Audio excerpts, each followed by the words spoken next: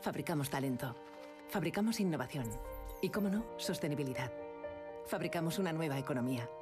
Y un mundo nuevo, en 3D, por supuesto. Pero sobre todo, fabricamos futuro. Y es que fabricamos empleo para más de 137.000 trabajadores. Fabricamos oportunidades globales de negocio en un espacio de más de 10 millones de metros cuadrados. Y fabricamos servicios de vanguardia y ventajas competitivas para más de 175 empresas. Consorcio de la Zona Franca. Fabricamos oportunidades para tu futuro. Welcome to D-Factory, the factory that develops talent, technology, innovation, and of course in the heart of Barcelona. After all, D-Factory is consolidating Barcelona as a European capital of development for Industry 4.0, for digitalization, for transformation, creating 1,500 direct jobs and 5,000 indirect jobs in the city, close to the metro, the harbour and the airport. And promoted by the Consorci de la Zona Franca de Barcelona.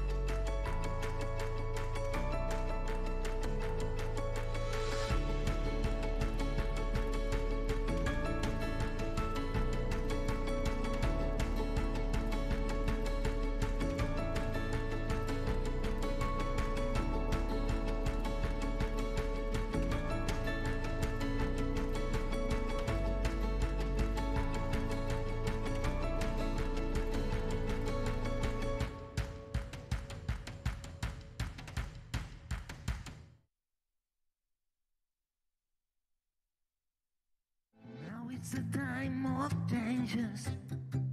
Now is the time to move on. This is the time for solutions. Feel the motion. Be new is born. The any none of you. No one connected to you. The any none of you. Be new will do it for you. This is the time for solutions. Be new is for you.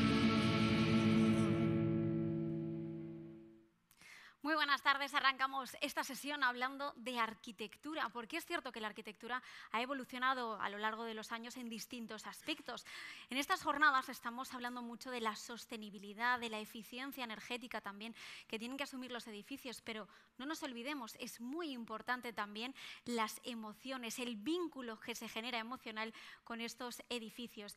Ahora en esta sesión vamos a hablar con distintos estudios, con una dilatada experiencia en esa transformación que pide ahora el mercado y también hacia dónde van estos edificios. No solo vamos a hablar de los materiales ya conocidos, el ladrillo, el vidrio o la madera, como los materiales que se van a usar en los nuevos edificios, sino que ahora para generar espacios también es muy importante el vínculo emocional. Y de esto va a tratar esta nueva sesión, porque la industria 4.0 sin duda supone un nuevo paradigma para la economía. Nos situamos en un espacio emblemático que precisamente lo que promueve es eso, tecnología e innovación en el mismo D-Factory. Y me hace especial ilusión presentar esta sesión porque hoy también tenemos con nosotros a la persona que ideó, al arquitecto que ideó este edificio donde nos encontramos, todo un referente en el sur de Europa. Es una nave industrial, pero ya pensando en el siglo XXI, con espacios abiertos, aprovechando la luz natural, como decíamos, muy diáfanos y que apela directamente también a nuestro estado de ánimo. Sin duda, las personas que estamos aquí, tanto participando en las distintas sesiones como trabajando en ellas, notamos pues como nos ha cambiado el estado de ánimo ya solo por estar en un espacio tan abierto que te ofrece tantas oportunidades y que también genera pues una mayor productividad. ¿Por qué? Pues directamente porque estamos a gusto. Y algo tan sencillo como esto es lo que se va a buscar en los nuevos edificios y en la nueva arquitectura en la que se está trabajando, la neuroarquitectura, podríamos decir.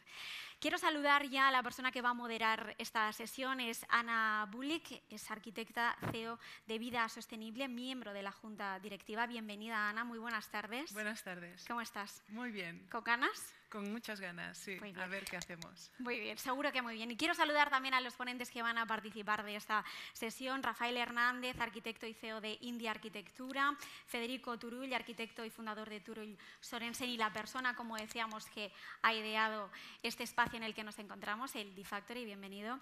Iñaki Alonso, CEO de Distrito Natural y Toni Casamor, CEO y co-founder de Bols Studio. Bienvenidos y bueno, vamos a emocionarnos con esta sesión, así que adelante. Muy bien, muchas gracias. Yo soy Ana, soy CEO de Vida Sostenible Cohousing y también soy socia de Rafa, así que si le doy más minutos ya sabéis por qué es. Lo primero que haremos es que queremos que nos expliquéis por qué estáis aquí sentados y por qué debemos de seguir escuchando vuestras opiniones, cuáles son vuestras expertezas.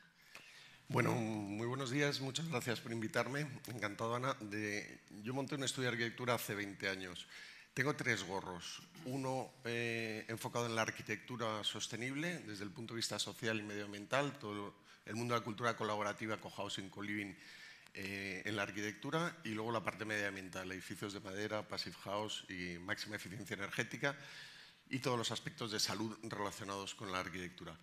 Luego monté una consultora que es Ecómetro, especializada en descarbonización y análisis de huella de carbono, análisis de ciclo de vida y toda la parte de cómo calcular y medir la sostenibilidad, ¿no? Ya tenemos que pasar del decir que somos sostenibles a decir mi edificio tiene un impacto de 400 kilos de CO2 en metro cuadrado, ¿no? Por ejemplo, o niveles de compuestos orgánicos volátiles. Y el último gorro ha sido promover. Me he hecho promotor, Distrito Natural, para promover este tipo de edificios de vivienda, ¿no? Edificios de covivienda ecológica. Muy bien, fabuloso, muchas gracias. ¿Y tú, Toni? Sí, hola. Yo soy Toni Casamor, tengo un despacho de arquitectura como mis compañeros. Quizá lo especial de este despacho es que es un despacho creado hace pocos años, hace 2 o 3 años, fruto de la unión de 2 despachos anteriores. Por lo tanto, estamos con un equipo joven que está casi empezando en estos momentos. Los despachos de arquitectura se forjan durante mucho tiempo. Y al mismo tiempo tenemos la experteza, la experiencia de los años anteriores, de 20-30 años de experiencia de los que formamos el despacho actual, ¿no? Quizá nuestro trabajo se divide un poco entre una parte que trabajamos para la administración pública y otra parte trabajamos para promotores privados. Y por lo tanto compartimos un poco la visión de unos y la visión de otros, digamos, ¿no? A veces nos colocamos en una situación un poco difícil porque eso es como tener un pie en cada barco. Cuando se separan los barcos nos caemos al agua. Pero también somos capaces un poco de entender qué motiva a la administración pública y qué motiva a los promotores privados. Y quizá nuestro papel un poco de bisagra, de charnela entre unos y otros nos puede hacer útiles. Acabamos haciendo casi de mediadores o de coautores o de generadores de ideas para que todo funcione, ¿no? Es un poco lo que nos dedicamos. Luego te preguntaremos una de las preguntas sobre que desarrollemos entre todos un poco más esto. Encantado. Sí. Muy bien. Rafa. Hola. Pues yo vengo como representación del despacho India Arquitectura. Nuestra especialización es la salud y la arquitectura emocional. Llevamos cerca de 15 años trabajando en este conocimiento y bueno, como hoy ya es una realidad que los despachos de arquitectura incorporan los conocimientos de salud a sus edificios, pues hace 4 o 5 años comenzamos a trabajar, a investigar en los procesos de diseño abierto, diseño colaborativo, diseño emocional, trabajando desde una familia hasta un conjunto de 40 profesionales que han de trabajar en un equipamiento como una universidad y con resultados extraordinarios a nivel de conexión. La arquitectura emocional tiene esa doble, como decía la moderadora, la parte de conexión, pero también la parte de neurociencia, de cómo los espacios pueden estimular y conectar. Y eso es lo que vengo a aportar. Muy bien, muchas gracias. Freddy. Hola. Hola, soy benvingut. Freddy Turull, socio de Turull Sorensen Arquitectos y ya me han introducido la presentadora y creo que lo ha hecho perfecto, no creo que sea capaz de hacerlo también. Intentaremos explicar un poco más cosas, pero un poco nuestra visión es haber trabajado en proyectos de diferentes tipos, hemos tocado desde lo residencial, lo comercial, que de ahí hemos aprendido muchas cosas, y de la industrial y oficinas, ¿no? Entonces, este edificio es una de las muestras de las cosas que nos gusta hacer, ¿no? Y es un edificio del cual estamos encantados de que la gente que lo usa lo lea de esta manera, ¿no? Que crea estas emociones y aporta y facilita a las relaciones humanas y al funcionamiento y a la productividad para lo que lo hacemos. Es un edificio que hemos hecho con Pellé y Torrella, que de manera está aquí, que lo hemos hecho conjuntamente, y que ya habrá tiempo de explicar, pero quiero decir que a nosotros nos interesa mucho el punto de la salud y de las emociones. Creo que el de la sostenibilidad es un tema que compartimos con todo el mundo, ¿no? Creo que es algo que ya damos porque ya es necesario y se entiende que se hace lo mejor que se pueda, y el mundo de las emociones, que es detectar un poco las voluntades de la sociedad, de la nueva sociedad hacia dónde va, e intentarle dar forma, ¿no? Y es lo que intentamos hacer. Muy bien, muchas gracias. Ahora vamos a hacer una ronda de unas cuantas preguntas, haremos unos enunciados y cada uno de ellos, cada uno de vosotros diréis lo que más os interese. Yo quería empezar con las promociones inmobiliarias. Si pensáis que con un punto de partida diferenciador, con algo más que los metros cuadrados, se puede hacer una rendibilidad mayor, ¿o no? Me encanta que me hagas esa pregunta, o que nos hagas esa pregunta. Yo insisto siempre que los edificios sostenibles y ecológicos son más baratos. Y es cierto en la medida en que medimos la economía en un largo plazo y no solo desde el punto de vista de la inversión. Aunque tengas un coste un poquito mayor, puede ser un 2, un 3, un 4, un 5, depende de lo que implementes un edificio, necesitamos mirar la economía en el largo plazo, en el ciclo de vida total de un edificio, que pueden ser 50, 70 años, o por lo menos en el ciclo de vida hipotecario, el tiempo que vamos a pagar la hipoteca. Y hay cosas muy cuantificables que están relacionadas con la energía, con la tarifa, con lo que estamos pagando de factura al mes, y eso es clave.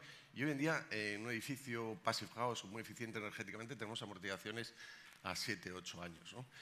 Y luego hay otros valores no tan tangibles, no tan cuantificables, que tienen que ver con la emoción, que tienen que ver con la psicología ambiental, que tienen que ver, bueno, pues con el ambiente, con la calidad del aire. O sea, vivir en un edificio que reduce la contaminación a través de un sistema de ventilación mecánica con recuperador de calor, ¿no? Tienes filtros, se quita la contaminación. Hay que recordar que las ciudades, o el aire en las ciudades, es uno de los elementos más complicados con los que tenemos que afrontar los arquitectos, ¿no? Ha muerto más gente de muerte prematura de la mala calidad del aire que del COVID, ¿no? En torno a 9 millones y en el COVID estamos en 7 millones. Por lo tanto, hay muchos otros aspectos que es difícil cuantificar económicamente, ¿no? Pero que también tenemos que tener en cuenta, ¿no? La factura es lo más rápido, ¿no? Y un edificio que está muy bien diseñado energéticamente, pues lo vas a amortizar en 6, 7, 8 o 10. Pero la hipoteca, viviendo esa vivienda, la vas a pagar en 30 y el edificio tiene que tener una vida útil de 50, 70, 80. Por lo tanto, ese análisis y esa perspectiva que ya lo marca Europa desde el Standard Levels, ¿no? Y lo llama análisis de costes de ciclo de vida de un edificio, cuando diseñamos un edificio, hacemos el presupuesto y tenemos que valorar cuánto va a consumir ese edificio en 50 años. Y a los 50 años nos vamos a comparar cuál ha salido más barato. Muy bien. Y puedo asegurar que cualquiera que esté bien enfocado es más barato en esos 50 años. Usándolo como se debe también. Claro, hay una parte de diseño y otra parte de usabilidad, fundamental. Muy bien. Tony, ¿tú qué te parece esto? Pues que tengo poco que añadir a lo que ha dicho Iñaki, lo ha explicado también ya. Quizá lo único que podría decir, para añadir cosas a lo que ha dicho Iñaki, que está fantásticas y que tiene toda la razón y estoy totalmente de acuerdo, es que de alguna forma me parece que los promotores deberían entender que este es su proyecto también. Es decir, los promotores no deberían dejar esto en manos de los arquitectos, y lo digo con toda la importancia que tiene lo que digo,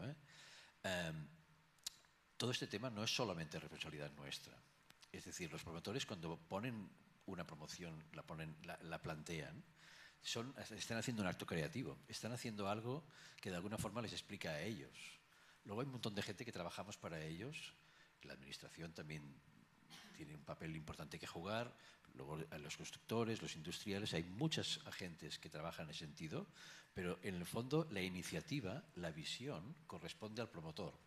Entonces, ahí me refiero un poco que el promotor debería tener como meta, como objetivo principal, unos valores que en la antigüedad eran exclusivamente económicos y cada vez que vamos avanzando se va viendo que hay más valores que los económicos para poner en marcha una promoción. Los valores sociales, la sostenibilidad del planeta, los valores de salud, la emoción, todo eso son valores que deberían ser del propio promotor y que nosotros como arquitectos los facilitáramos a través del proyecto. Pero si el promotor no tiene estos valores, por mucho que los tengamos los arquitectos, nos va a costar muchísimo ponerlos en la mesa del promotor, porque el promotor en el fondo, si no los entiende o no participa, pues los va a encontrar como algo que le cuesta más dinero. Una promoción es un acto muy creativo, un acto muy importante en el cual una empresa, un equipo, unas personas crean una iniciativa y ponen encima de la mesa unos valores generales, dentro de los cuales evidentemente también está el económico, pero no es el único. Ese sería mi mensaje. Yo, por apuntar un segundito, decía en la presentación que me he hecho promotor porque no he encontrado promotores que tengan esa mirada. Entonces, al final, he acabado promoviendo nuestros propios edificios. Pero totalmente de acuerdo contigo. Faltaría entonces la tercera pata, que sería la construcción, ¿no? También constructor, promotor y arquitecto son las tres patas de las promociones y todas ellas tienen que ir en la misma dirección, ¿no? Muy bien. Rafa, ¿a ti qué te parece el punto de partida? Buah, ya se han abierto muchos melones. A ver si puedo sintetizar. Por un lado, evidentemente, es absolutamente de acuerdo en la necesidad de construir de manera más sostenible, con ese retorno, y explicarlo muy bien. Yo quiero poner otra cosa encima de la mesa y es el concepto salud, desde la perspectiva de que, un poco en la línea de lo que decía el Tony, la principal pregunta que cualquier persona, sea una familia o sea un gran promotor, que te pone delante cuando le hablas de arquitectura y salud es: ¿cuánto más me va a costar? Hacer un edificio más saludable no es más caro. Como en toda promoción, hay decisiones que incrementan presupuesto y otras que no. Pero ya a partir de esa base hay todo un abanico de opciones que, como diseñar la iluminación de forma biocompatible, no cuesta más dinero. Es cuestión de conocimiento y de tomar decisiones. Entonces, estás aportando valor sin incrementar coste. Esto ya desde una perspectiva de promoción inmobiliaria es un gran qué. Y luego, el otro aspecto que me gustaría ahondar es en que al final las promotoras o los promotores son parte de nuestra sociedad y son un reflejo de nuestra sociedad. Las personas que van a comprar esa vivienda también necesitan acceder a esa información y saber lo importante que es. Porque al final, si nosotros, por suerte, estamos trabajando con una promotora pequeñita que sí que quiere hacer un edificio saludable y se está encontrando en que la gente no sabe qué quiere decir eso y que acabamos haciendo como sesiones de formación a los compradores, posibles compradores, que algunos compran, otros no, de esos edificios, porque no tienen ni idea de que realmente existen viviendas que cuidan de su salud a la vez que le ofrecen todas las comodidades que han de ofrecer, ¿no? Y es un poco, bueno, un trabajo de hormiguita que hay que ir haciendo, que por suerte se está haciendo, porque si no, no estaríamos aquí hoy, y que hay que seguir haciendo palanca para que llegue a todos los estratos, para que tengan salida. Muy bien. Freddy. Cojo la pregunta. Mira, yo creo que el valor diferencial, que es un poco lo que dices, el valor diferencial es vale la pena cogerlo, puede ser rentable y tal. Yo creo que sí, es la única cosa, la suma de la sostenibilidad, la salud y las emociones, que son los deseos de la gente, es lo único que cuando lo sientes eres capaz de superar el concepto de precio. Es decir, es lo que a precio hay una cosa que te emociona, que te dice, que consideras que tiene un respeto, que trabaja para la salud y tal, y en ese momento tú decides superar esa línea o decidirte por eso. Entonces, de cara a un promotor me parece que es fundamental, porque es el valor diferencial que le separará de las que no lo hayan atendido, ¿no? Con lo cual, me parece totalmente necesario y deseable para una promoción. O sea que... Perfecto. Y siguiendo en esto, ¿cómo pensáis que se pueden implementar e incorporar las emociones, la economía circular, la vida sana, la vida comunitaria en las promociones, tanto las grandes promociones como pequeñas, como unifamiliares o para comunidades? ¿Cómo pensáis que se puede hacer? ¿Desde qué punto de partida? Bueno, yo creo que son cosas muy diferentes, ¿no? Y cada una tiene su estrategia. La estrategia de vida comunitaria es muy específica del cohousing o el co-living, y se basa en la generación de una serie de talleres para que la gente empiece a conocerse y empiece a generar una cultura de comunidad y una cultura de cuidado, ¿no? Y de apoyo mutuo que luego se va a ir a vivir. Intentamos romper esta dinámica de la excesiva individualización en los edificios de vivienda, donde cada uno vive en su casa y ya prácticamente te cuesta pedir la sal o te falta algo. O bueno, pues muchísima gente que vive sola, gente mayor y genera un problema muy grande de soledad, ¿no? En la Organización Mundial de la Salud lo reconoce así, ¿no? Un 10% de la sociedad vive unos problemas de soledad. Entonces, eso lleva unas estrategias específicas en procesos de participación y de conocimiento de las comunidades. La economía circular tiene otra estrategia muy específica a través de la visión de Cradle to Cradle, de estos materiales. Estamos en un contexto donde se ha cumplido ahora 50 años de los límites del crecimiento, ¿no? Un informe del Club de Roma de hace 50 años donde ya nos venía a decir que íbamos a pasar una fase en los años 20 de agotamiento de recursos, ¿no? Agotamiento de recursos fósiles, pero también agotamiento de recursos materiales. Lo estamos viendo ahora muy ligado a la inflación.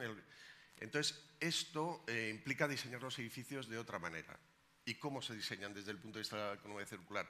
Pues diseñarlos para saber que van a tener un fin de vida, que se van a desmontar y cada uno de los materiales van a entrar en una economía circular.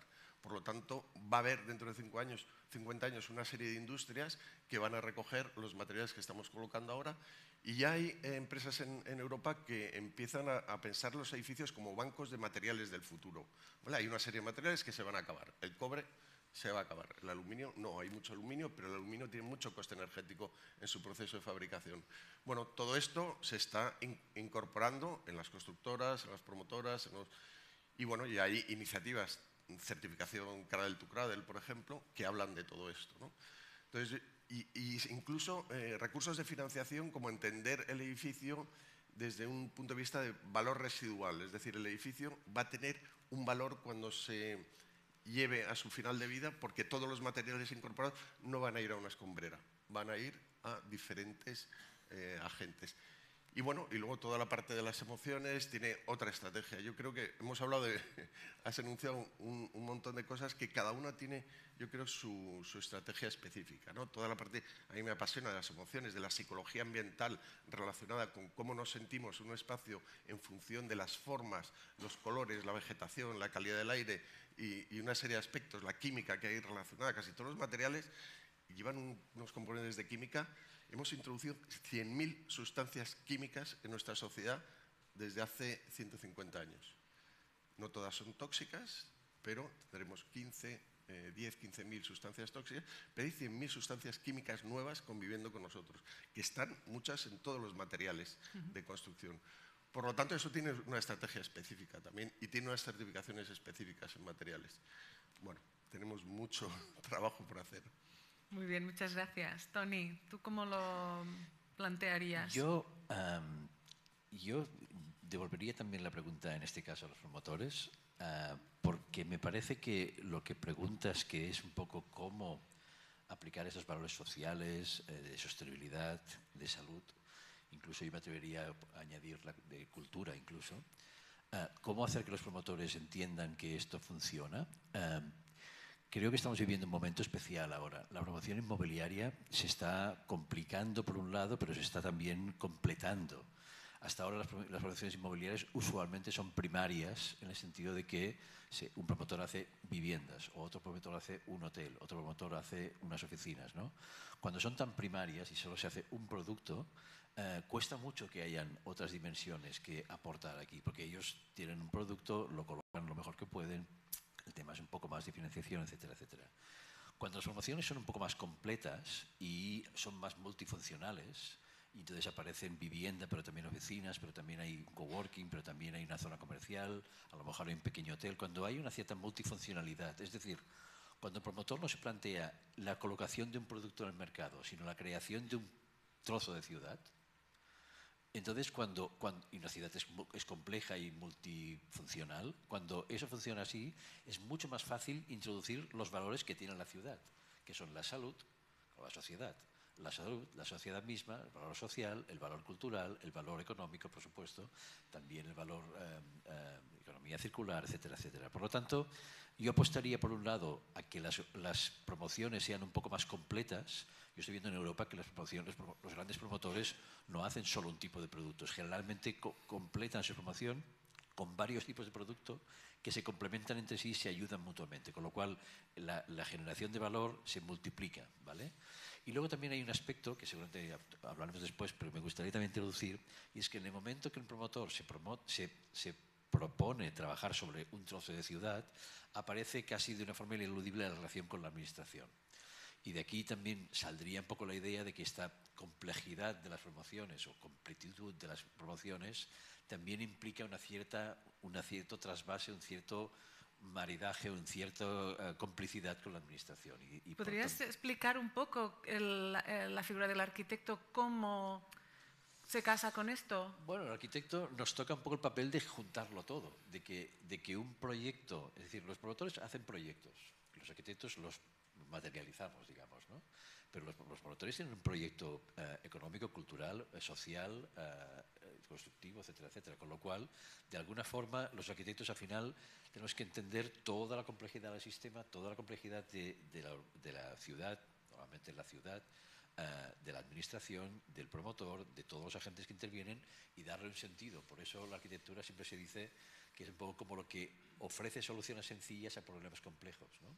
Cuando se dice el arquitecto del pacto entre Rusia y Ucrania, por ejemplo, ojalá, se dice que es arquitecto, no se dice que es ingeniero. ¿Por qué? Con todo mi cariño por los ingenieros, ¿eh? Porque normalmente se trata de problemas muy complejos a los que se le da una solución sencilla y global, ¿no? Eso es un poco el carácter que tenemos un poco los arquitectos, ¿no? Perfecto. Rafa, ¿tú cómo verías Te voy a esto? pedir que reformules, porque yo me he ido yendo por mis pensamientos con vuestras respuestas y creo que voy a salir por donde no toca. Bueno, da igual, ¿no? ¿Cómo piensas que se pueden atrever los promotores? ¿Con qué estrategias entrar en el mercado? ¿Qué decisiones deben de tomar también? Se trata de tomar decisiones, ¿no? Sí. Vale.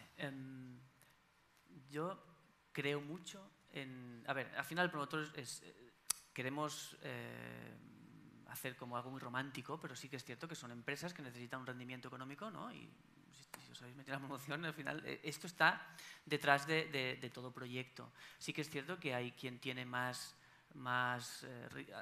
capacidad de asumir un riesgo y quien va un poquito más a lo seguro. A partir de aquí yo creo muchísimo en la formación, en facilitar, ofrecer conocimiento para que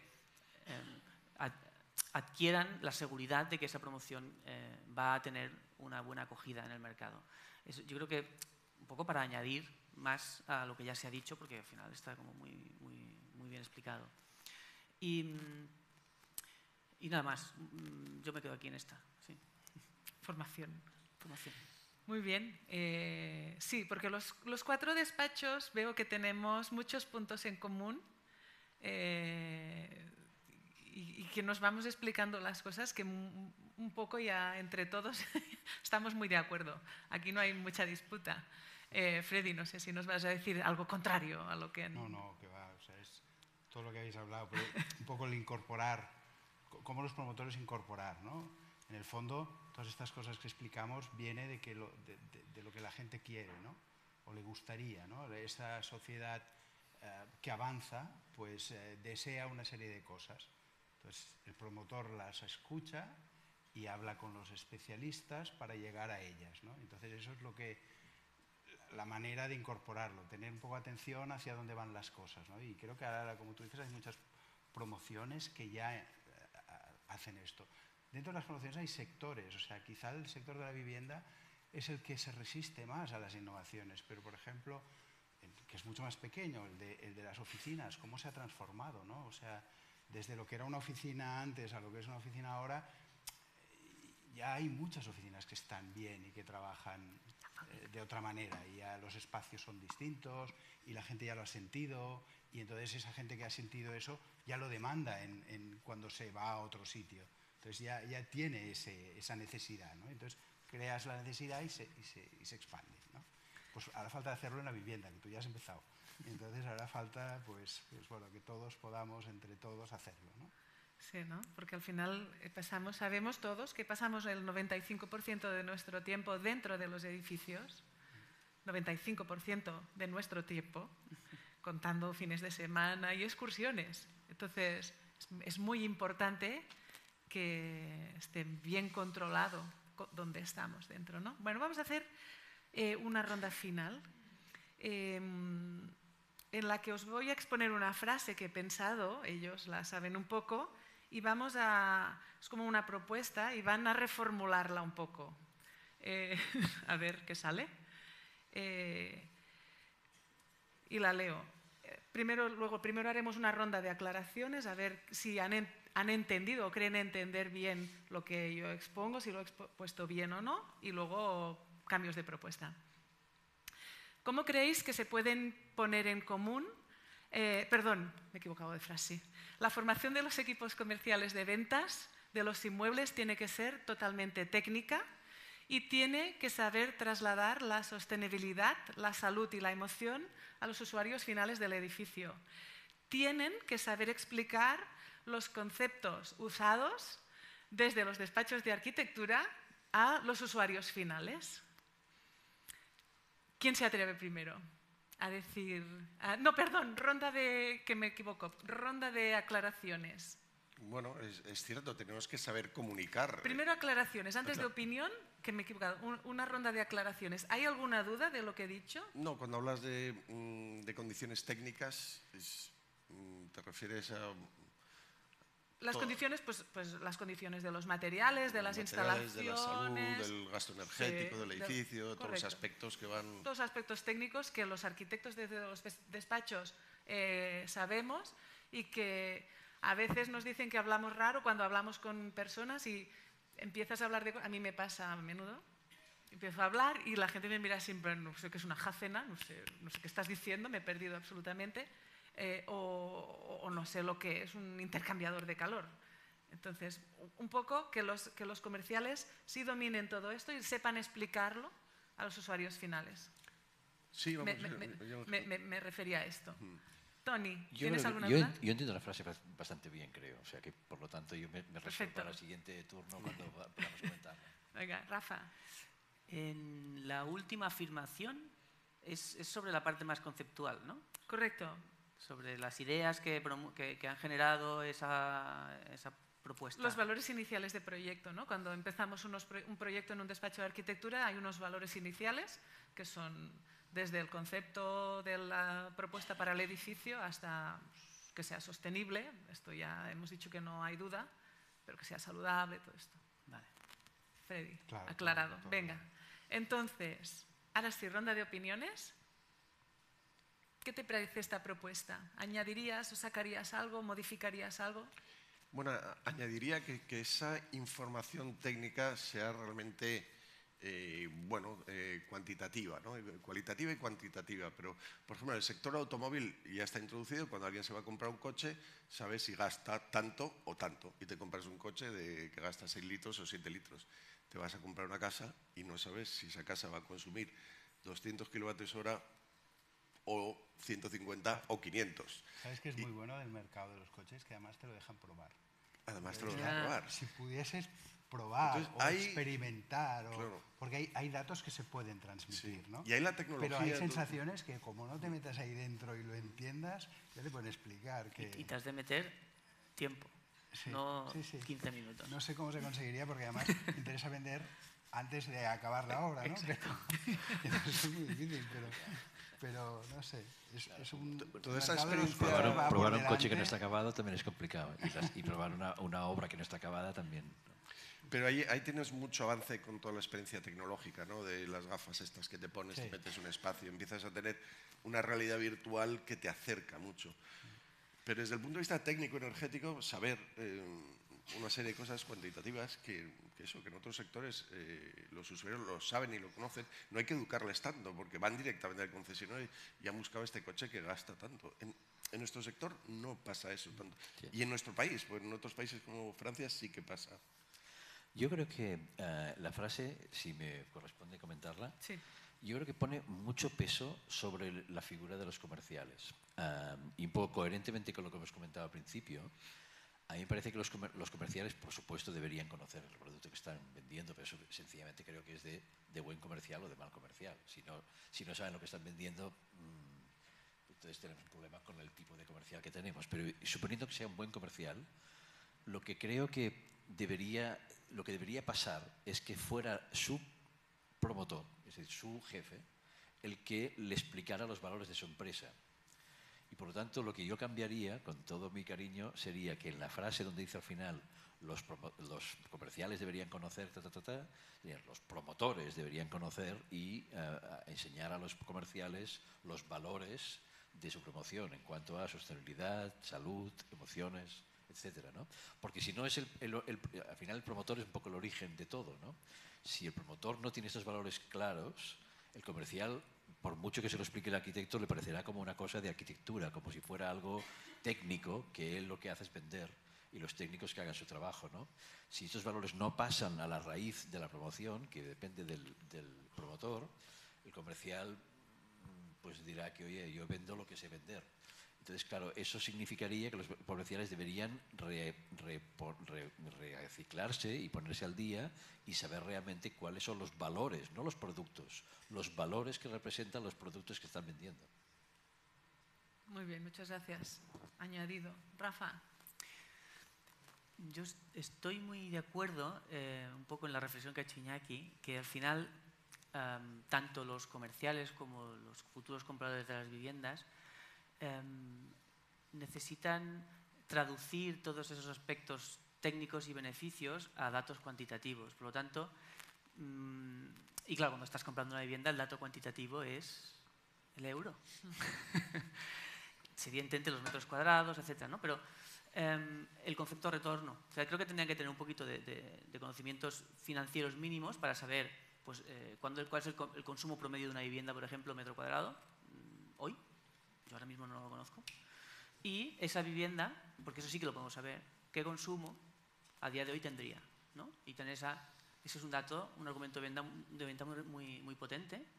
Y el dato que ha dicho antes Iñaki, ¿no? Pues mira, en 9, 10, 12 años tienes todo este dinero recuperado, que puede ser la entrada del piso, por ejemplo. No lo sé, no sé los datos, pero creo que eso sería un dato y un argumento para hacer edificios mucho más sostenibles. En el ámbito, en el marco de la salud es mucho más complejo, porque como sabéis, todas estas enfermedades vinculadas al edificio, ¿no? La electrosensibilidad o la fibromialgia, sí que está consensuado, ¿no? Que son efectos de una exposición a múltiples causas posibles, muchas de las cuales podrían estar en los edificios. Pero todavía no hay consenso de cuáles son y cómo se mide, ¿no? Y un poco aprovecho que vamos bien de tiempo con lo que comentaba Freddy. Colquio Ronda, que es un despacho de abogados de aquí de Barcelona, diseñó un espacio inocuo, es la Sala EVA, que está en el centro de Barcelona, para que personas con este tipo de de enfermedades pudiese ser asistida, porque muchas veces tienen origen en lugares de trabajo, ¿no? que han saturado tu sistema inmune y ya no puedes ir más a trabajar, deriva al final en un encuentro en los tribunales para ver si eso es así o no, ¿no? Para poder asistir a esta gente tuvieron que diseñar un espacio inocuo, con materiales inocuos, con sistemas de filtración de aire, con apantallamiento de campos electromagnéticos, y ahí cuando entras, sí que en cuestión de 5 o 10 minutos te das cuenta de que es como si estuvieses teletransportado al Pirineo. Pero estás en el centro de Barcelona, si no recuerdo, está al lado del Palacio de la Música, ¿no? Y ahí todo tu sistema te está diciendo, ¡oh, qué descanso, por Dios! ¿no? Ese tipo de espacios existen y, bueno, esto es una cosa que podría plantearse, ¿no? Como si yo hago espacios saludables, vamos a hacer un prototipo fijo que podría ser como una exposición, un showroom, pero en el plano emocional. ¿no? No en el plano estético. Mira, yo hay una herramienta que utilizo a nivel comercial que es el filtro del aire de un edificio de viviendas que tiene sistema de ventilación mecánica. Ese filtro se cambia una vez al mes. Pues cuando ves el filtro, después de un mes estar filtrando contaminación en Madrid, la gente se asusta. Y la gente que empieza a vivir en esas casas, claro, es consciente porque cambia ese filtro una vez al mes o cada 2 meses. Pero a nivel comercial, tú enseñas ese filtro y dices, mira, en tu casa estamos poniendo un pulmón que es capaz de quitar la contaminación o una gran parte de la contaminación y hacer que la calidad del aire en tu vivienda sea mucho mejor, porque no tienes partículas en suspensión y generas pues mucha mejor calidad. Y esta es la prueba física, ¿no? Un filtro negro. La de algodón. La prueba de algodón. La prueba de algodón. Necesitamos cosas visuales también, ¿no? Y tener contacto con... La factura es muy visual, pero desde el punto de vista de la salud, esto es lo que más nos ha funcionado a nivel visual, ¿no? Porque como tú dices, entras en un espacio y lo notas, pero es más intangibles, ¿no? Cuando tienes algo como muy concreto, vende por sí solo.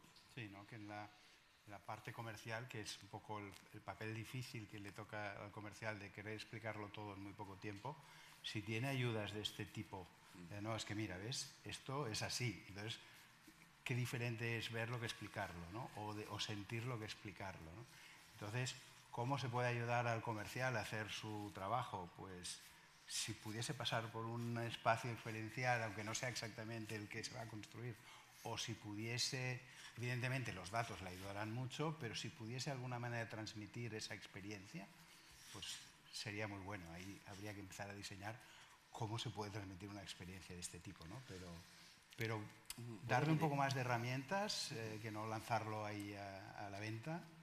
¿Puedo añadir una cosa? Sí. No sé si vamos bien de tiempo o tengo un minuto.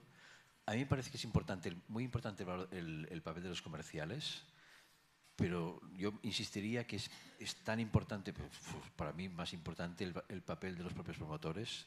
Lo digo porque supongo que os habéis encontrado alguna vez que el promotor, en el momento de pensar qué hacer, consulta al comercial, ¿no? Y entonces es como un poco como, al final el comercial tiene como el oráculo, ¿no? Parece que sea el que sepa lo que se vende y lo que no se vende, al final decide cosas importantes de un proyecto, ¿no?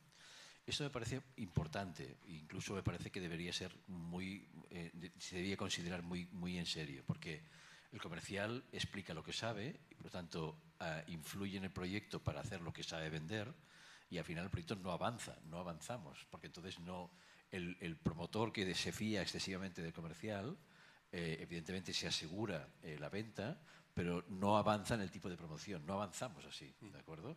Entonces, claro, por ahí es donde yo me gustaría un poco quitar peso al comercial, que sea él que se ponga al día y que sea el promotor también, junto con el arquitecto, el que sea capaz de invertir no solamente dinero, sino también capacidad, interés y marketing, ¿por qué no?, en los valores de los que estamos hablando.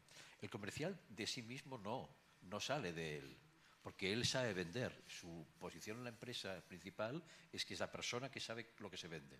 Pero claro, al público que no conoce el tema, no puede comprar una cosa que no conoce. Y por lo tanto, siguiendo el hilo de lo que suele decir el comercial, acabamos siempre haciendo lo mismo, porque según el comercial es lo que se vende. Es importante avanzar, es importante arriesgar un poco e ir un poco más adelante utilizando la emoción, la economía circular, la sostenibilidad y la salud como valores importantes, vengan o no vengan del comercial. Yo iba a poner un caso, ¿no? También las herramientas digitales. Ese es un edificio, son 17 viviendas, ahora mismo está produciendo 24 kilovatios, está consumiendo 6 y está volcando a la red 18. Es decir, es un edificio productor de energía. Esto lo ves a través de una aplicación y bueno, a los comerciales también les sirve ver que hay casos reales de edificios que pueden producir más energía de la que consumen.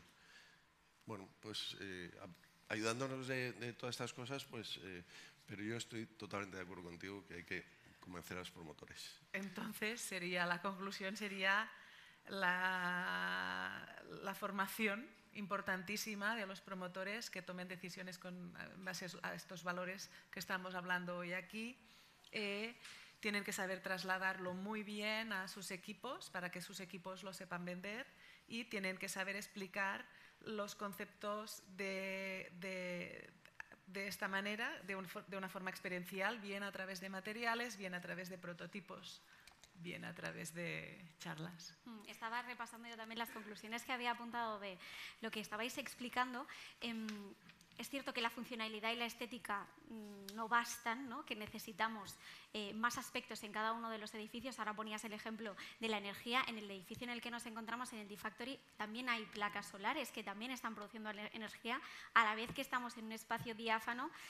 Y hablábamos con Federico, que también genera como una productividad extra en los trabajadores al estar en un espacio en el que están a gusto. Muy brevemente, ¿qué es lo que os están pidiendo a vosotros en cuanto a los nuevos edificios? ¿Abandonamos ya mucho el ladrillo y el hormigón? ¿Vamos a edificios más de madera? ¿Vamos a edificios en los que hay más vegetación? ¿Dónde estamos? La vegetación es un tema que cada vez notamos más sus virtudes. Todo el concepto de la biofilia, del estar en este contacto con la naturaleza, es algo que emocionalmente a los seres humanos nos ayuda a rehacernos y tal. Entonces, la vegetación, la iluminación, los nuevos materiales que nos permiten pues, tener todas estas condiciones y que además cumplan con la economía circular de reutilización. Y luego, utilizar la experiencia de lo existente, de lo que habíamos hecho, pero pensar también en lo nuevo, ¿no? Es un poco lo que decías, hay que mirar hacia adelante y no solo hacia atrás. Y entonces eso es lo que nos hará cambiar y nos hará que hagamos cosas que te sorprendan, que disfrutes y que te mejoren. No solo a nivel, si quieres, de datos de electricidad o de vatios, sino también de tiempo propio, de sensación de bienestar, de productividad. Son cosas que son muy difíciles de medir, pero que las tenemos, ¿no? Bueno, quizá no tanto. La productividad es fácil medirla, ¿no? Y si estás a gusto en un espacio, hace que también te inspires más en lo que estás trabajando. Aquí tenemos una terraza, por ejemplo, en la que puedes salir a tener una llamada con cualquier cliente, te aireas y luego vuelves al despacho y continúas trabajando. Sí. No me voy a decir nada, pero como que me gustaba lo que decía. Y estoy muy de acuerdo contigo de que las ciudades ahora están en un proceso de renaturalización, como decías, a través de la vegetación, pero no solo vegetación, también es una cuestión de encontrar la máxima calidad de vida posible.